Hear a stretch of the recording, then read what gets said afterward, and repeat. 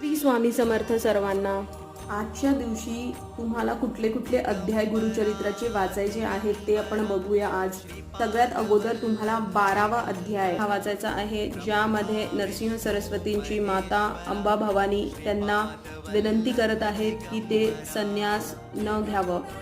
तर हा अध्याय तुम्हाला आजच्या दिवशी वाचायचा आहे। त्यानंतर तुम्हाला 13वा अध्याय वाचायचा आहे, ज्यामध्ये नरसिंह सरस्वती हे कारंजापुरीत परत आले होते त्यांच्या कुटुंबास भेटण्यास। त्यानंतर तुम्हाला 51 अध्याय ह्याचं पठण करायचं आहे। त्यानंतर मग तुम्हाला 52वा अध्याय हा वाचायचा आहे, जिथे नरसिंह सरस्वती हे त्यांच्या शिष्यांचा निरोप घेत आहेत। तर तुम्हाला 4 अध्यायांचं पठण आज करायचं आहे। 12वा अध्याय, 13वा अध्याय, 51 आणि 52 या 4 अध्यायांचं तुम्हाला पठण आजच्या दिवशी करायचं आहे। जमलं नाही तर तुम्ही नित्यसेवेच्या पुस्तकामधून गुरु चरित्र अवतरणिका ही तुम्ही वाचू शकता। 126 पानावरती आहे, ती तुम्ही पूर्ण वाचू शकता।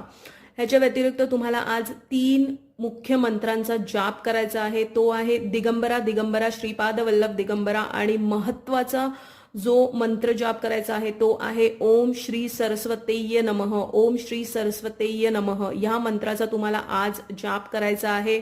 ह्याच्या व्यतिरिक्त तुम्हाला ओम द्राम दत्तोत्रेयाय नमः ह्या मंत्राचा तुम्ही जाप 3 माळा आज करू शकता।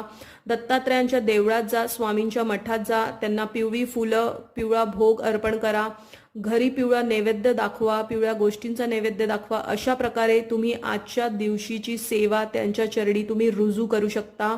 माहिती आवडल्यास लाईक करा आणि